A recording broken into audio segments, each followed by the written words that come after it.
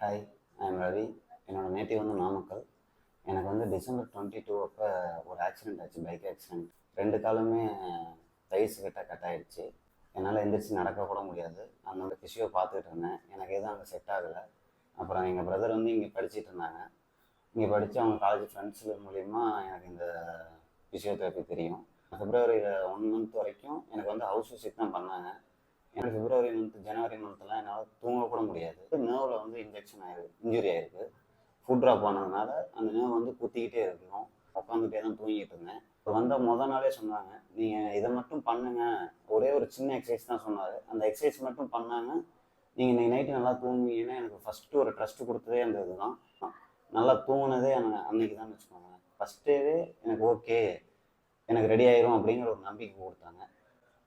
1 month வரைக்கும் house விசிட்டில் பண்ணிகிட்டு இருந்தாங்க. பண்ணது எல்லாருமே இந்த டீம் வந்து ஒரு நல்ல டீம் தான்.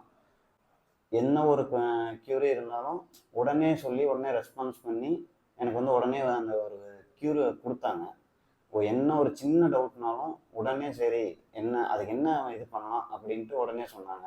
ஓவராக ஸ்ட்ரெயினும் பண்ணாமல் ஓவராக ப்ரெஷரும் பண்ணாமல் லிபரலாகவும் விடாமல் கரெக்டான ஒரு இதில் உங்கள் இதில் நீங்கள் கரெக்டாக எக்ஸசைஸ் பண்ணிகிட்டே இருக்கணும், அதில் மட்டும் கரெக்டாக இருந்தாங்க.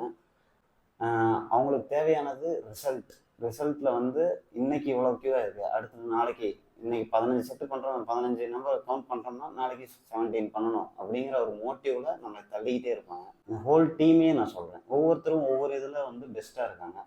அவங்க வந்து மசிலில் பெஸ்ட்டாக இருக்காங்க, ஒருத்தங்க நர்வில் பெஸ்ட்டாக இருக்காங்க.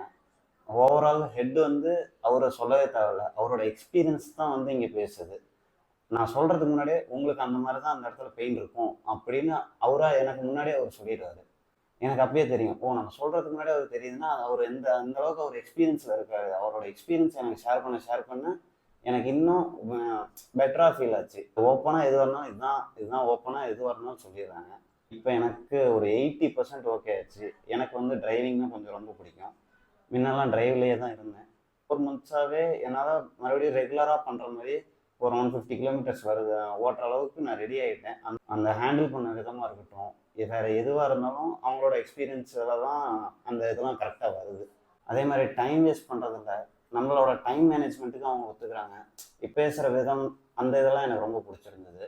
அதே மாதிரி நீட் அண்ட் க்ளீனாக வச்சுருப்பாங்க. ஓகே, பாய்.